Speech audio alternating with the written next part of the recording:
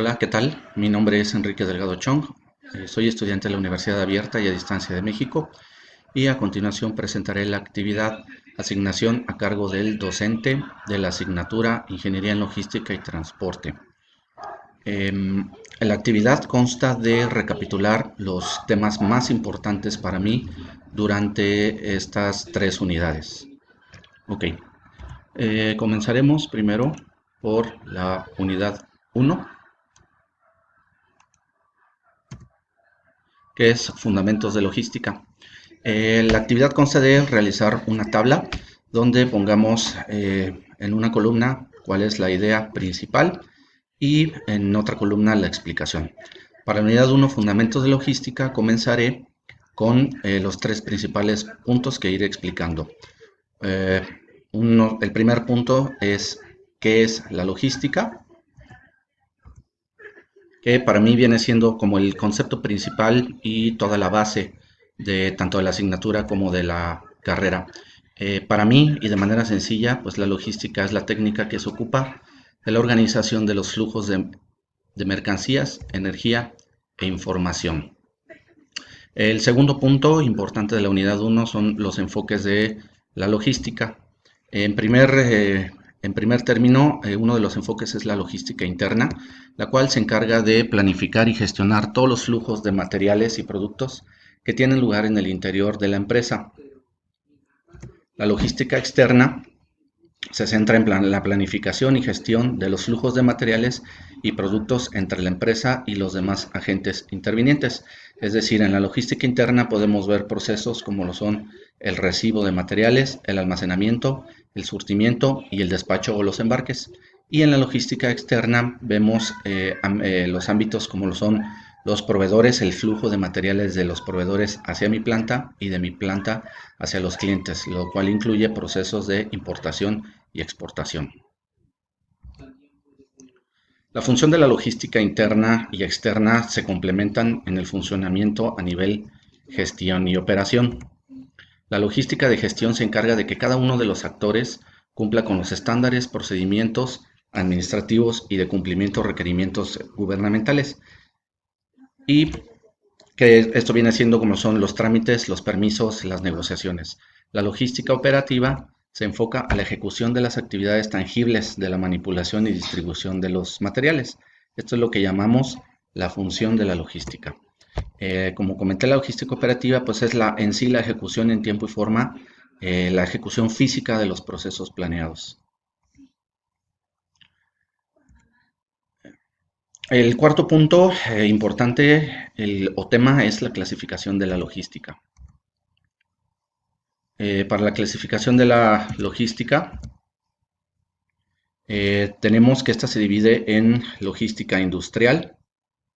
Es la parte del proceso de la cadena de suministro que se encarga de planear, llevar a cabo, controlar el flujo y almacenamiento eficientes y efectivos. Por otro lado, la logística internacional se refiere a todas las actividades y funciones integradas a una cadena que está globalizada y que exige normas y estándares internacionales. Y por último, la logística inversa, que se encarga de ver el flujo en sentido contrario. Este inicia en el destino. Los principales ejemplos son la recolección de residuos, el reciclaje y el retiro de productos por devolución o por defecto. Y el quinto punto de la unidad 1 es la logística y su relación con otras áreas.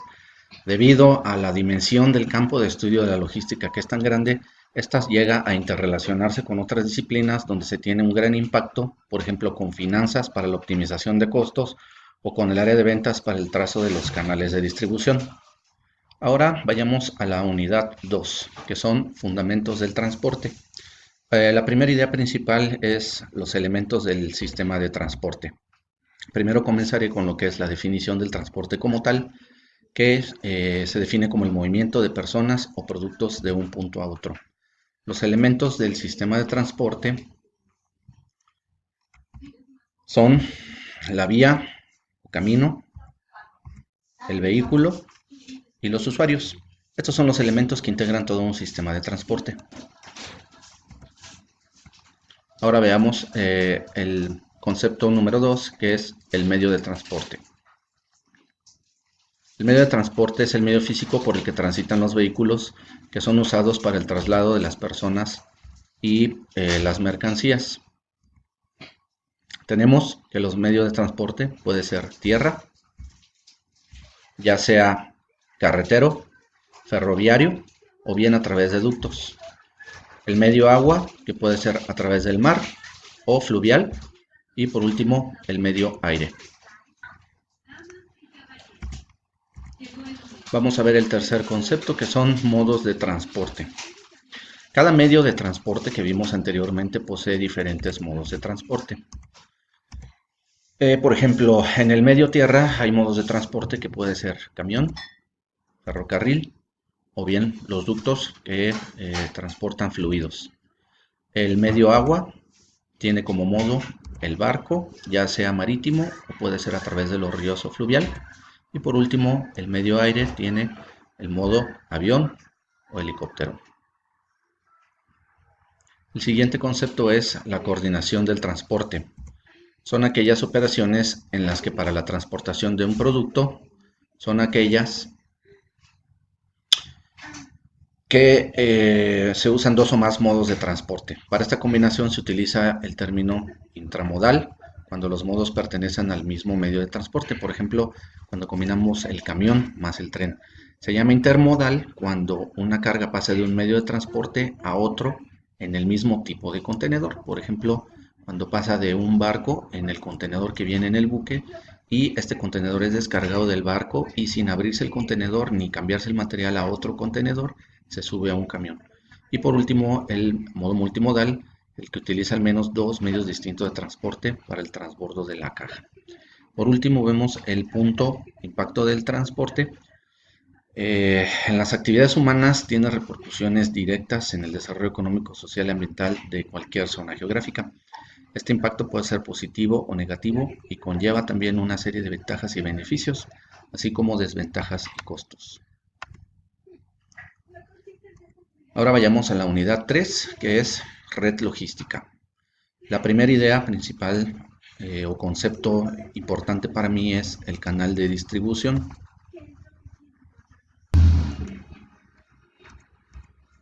Veamos que un canal de distribución está constituido por la trayectoria que ha de seguir un bien o un servicio desde su origen o producción hasta su consumo por las entidades que permiten la realización de las tareas pertinentes a lo largo de dicha trayectoria. Simplificando, los canales de distribución son rutas o caminos que utiliza el productor para que su mercancía llegue al consumidor final o usuario industrial. Las funciones del canal de distribución son de disponibilidad, de economicidad, de promoción, de comunicación, de financiación, de almacenamiento, de transporte y de normalización.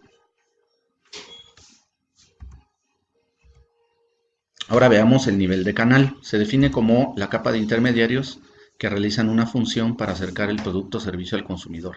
Existen diferentes o diversos canales de distribución. El primero que vamos a ver es el canal directo, que es el que no tiene niveles de intermediarios. Consiste básicamente en una compañía que vende directamente a sus consumidores.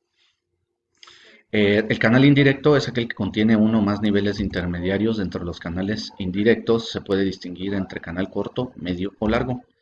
El corto solo tiene dos escalones, es decir, un único intermediario, el cual es un agente del fabricante. Habitualmente se encuentra, por ejemplo, en la comercialización de automóviles. El canal indirecto medio suele limitarse a ciertos materiales comerciales para los que ya existe una red de distribuidores. Y el canal indirecto largo es donde se involucran muchos intermediarios. Este canal es típico de casi todos los productos de consumo, los que vemos en el supermercado.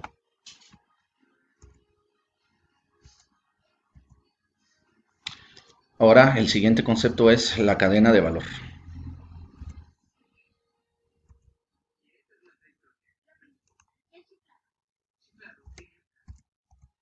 La cadena de valor es una herramienta de gestión diseñada por Michael Porter, la cual permite realizar un análisis interno de una organización mediante la disociación de sus principales actividades generadoras de valor.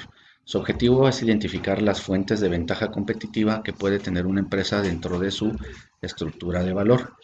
Una cadena de valor está constituida por diversas actividades que generan su valor agregado y margen que aportan. Por lo tanto, clasifica las actividades que producen valor en dos tipos. Las actividades primarias, que se encuentran en la línea de agregación de valor, referidas a la creación o transformación física del producto. Estas son, por ejemplo, la logística interna, las operaciones o producción, la logística externa, marketing, ventas y servicio. Y las actividades de apoyo, que son conocidas también como actividades de soporte a las actividades primarias y se refieren a los sistemas de gestión y control como la gestión de recursos humanos, el desarrollo de tecnologías y el abastecimiento de materiales. El siguiente punto es la cadena de suministro. Es la integración de la planificación y gestión de todas las actividades involucradas en el aprovisionamiento, procuración, conversión y demás actividades de gestión logística. La cadena de suministro y cadena de valor, la diferencia entre ambos conceptos es que la cadena de valor identifica y prioriza a manera de eslabones en una cadena los procesos generales abarcando todas las áreas de una empresa, con el fin de identificar aquellos que le dan valor a mi producto y definir estrategias para obtener una ventaja competitiva sobre otras organizaciones, mientras que la cadena de suministro se enfoca exclusivamente en la planificación y gestión de las actividades logísticas para redituar en diferentes niveles de servicio. Este es un ejemplo de una cadena de suministro donde podemos ver de un lado todos los procesos en los que se ven involucrados y todos los actores que se ven involucrados cuando yo muevo materiales o productos desde mi proveedor hasta mi planta y desde mi planta hasta mis clientes. El cuarto punto son la bodega, almacén y los EDIs, que es la parte del tema configuración para el manejo de mercancías.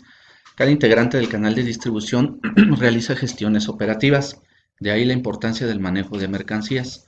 Ahora veremos algunos conceptos relacionados al manejo de mercancías y su impacto en cada integrante del canal. La bodega, el almacén y CEDIs.